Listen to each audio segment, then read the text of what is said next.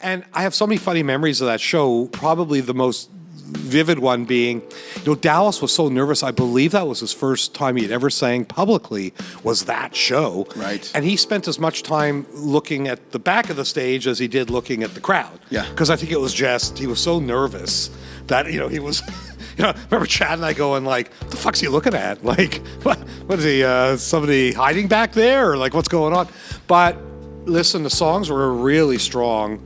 And Dallas's voice was just, my God, I mean, I don't have to tell you guys this. I mean, he's one of the most pitch perfect singers I've ever, had the pleasure of working with. And we were both quite struck by that. Mm-hmm. And I think Chad and I looked at each other and said, you know what? Let's do it.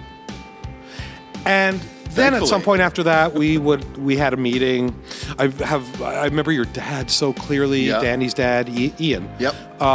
Because he was quite involved, like at that time, and he was a character and great guy, and so I remember that, and I don't know, like that's. I mean, so it's funny. I mean, what year would that have been? I mean, 98, 99. Right? Yep. Absolutely, somewhere's around there. Yep. Holy shit. Yep. And then, so Chad and I were like, let's do something. So we did up a little agreement, and it was simple. It was just like, we're going to shop you for a deal. I think we agreed to record some more stuff. And if we got you a deal, we would get, I can't remember, 25% of your advance. This was back when bands were still getting signed to big deals. Mm-hmm. Now 25% of an advance is probably a deal nobody would do because nobody gets big advances. So, but at the time, $2,500. and so we did that, and we came to an agreement, and then we started to work with the band, and for me it was really a hell of an experience because it taught me so much about band management. It taught me so much about the record business, about making a record. I kind of owe a lot to Default in that sense, and I always say when people ask, like, how did 604 start? I tell that story and kind of say, like, Default was not on 604, unfortunately, but they were the genesis of 604 because it gave me so many ideas, and it was the first thing that Chad and I ever did together, other than Nickelback, that succeeded. Because we did get you a deal. We got you a deal with he who dare not speak his name. No, I'm kidding. TVT Records, and well, I'm not kidding actually, but and when we got the deal, it got my brain like, fuck, if we had done this slightly differently, we would have made more money, and we shouldn't have done it like a one-off. We should have signed them to 4 records. Yeah, and, right. It just got me. It got my brain sort of sizzling. But I'm getting way ahead of myself. So let's go to Dave, because here's what I remember. I remember meeting you the first time. I remember you had, was it cornrows? Yeah. I just remember you had, I was like, what the fuck? And I remember, boy, if I'm wrong about this, were you in a band called Hova? No. What were they called? Goya. Goya! Yeah. I knew it was some one word kind of. So those are the things I remember. And I remember thinking, man, he doesn't look like anybody else in the band. Like he was sticking out like a sore thumb. So, I mean, initially I was a little bit like, oh, I don't know. But, once we saw you play, it's like, oh shit, this guy's good and he fits in just fine. Yeah. Well, I tell you, I remember the first time I met you. Mm-hmm. I tell this story all the time because it's quite cemented in my head. Oh, what's here? Well, it was right when I joined the band, and it was my 3rd rehearsal with these guys, and it was at Danny's house in his bedroom, and TVT Records was there. Lenny was there.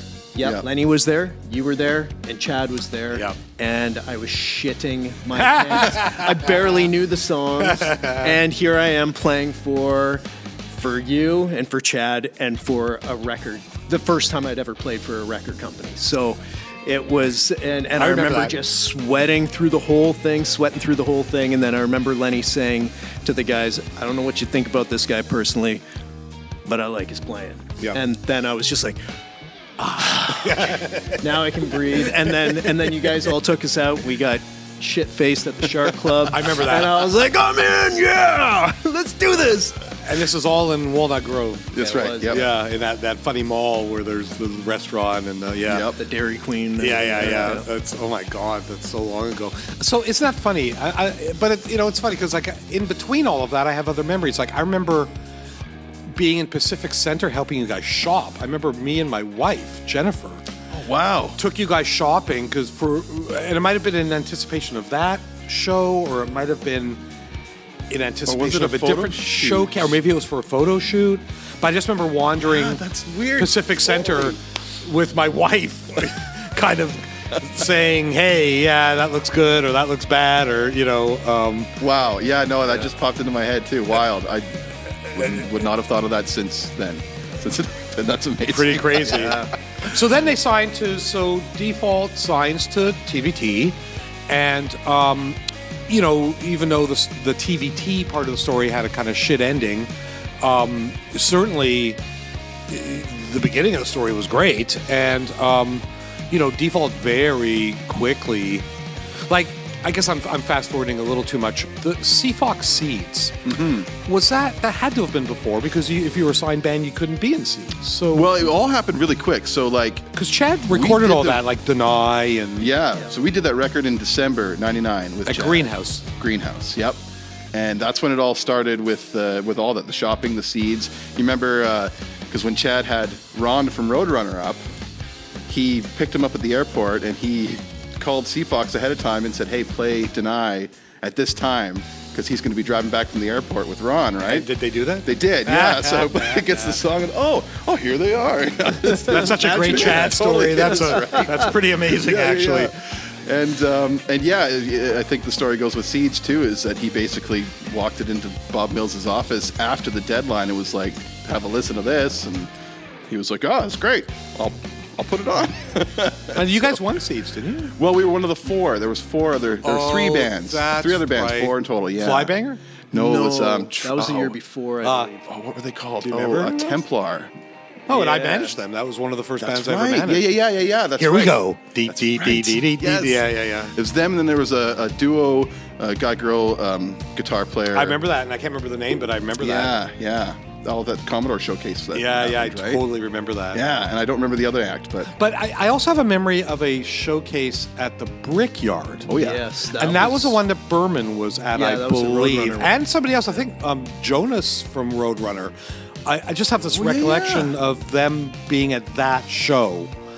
And I think they passed for whatever reason, and then we very quickly then closed the deal with TVT. yeah. And it's funny because, like, I don't know how much money Chad and I made. I don't know if you remember what your advance was, but I mean... I think it was 150. Okay, so 150, and I think maybe Chad and I had a deal with you for 20% of the... I Something can't like remember. that, yeah. And so it wasn't that much money. I mean, at the time, it was a lot of money. I mean, neither Chad nor I come from money, so I mean, to us, it was like, holy Yeah. shit. But I think for like a year or a year and a half's worth of work, maybe I ended up pocketing $22,000 or Yeah, something. yeah. And the other thing I remember that's so funny about it is Chad bought a car right away. He took the Stealth. money. Yeah.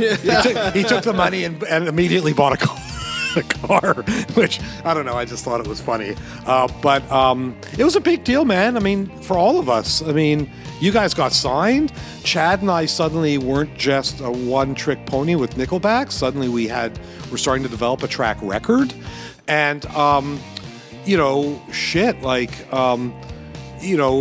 like I said, that's very much the genesis of 604 because I was still a pretty new entertainment lawyer. You know, I started as a criminal lawyer. I didn't, I fell into the music shit by accident. Like I didn't have much knowledge about that. I mean, if it was 99, I was probably 5 years into my career. And so I didn't know a whole lot. But boy, I learned a lot from that, including like next time we do this, Chad, because it was probably a year after that we met Tyler Connolly at a from Theory of a Dead Man at a party, and he gave us a cassette. It was actually a cassette, which I still have somewhere. Awesome. And you know, Chad and I listened to it, and I remember Chad calling me and saying, "You know, what'd you think of that Theory of a Dead Man cassette?" And I said, "I like it." I said, "You know, it kind of reminds me of."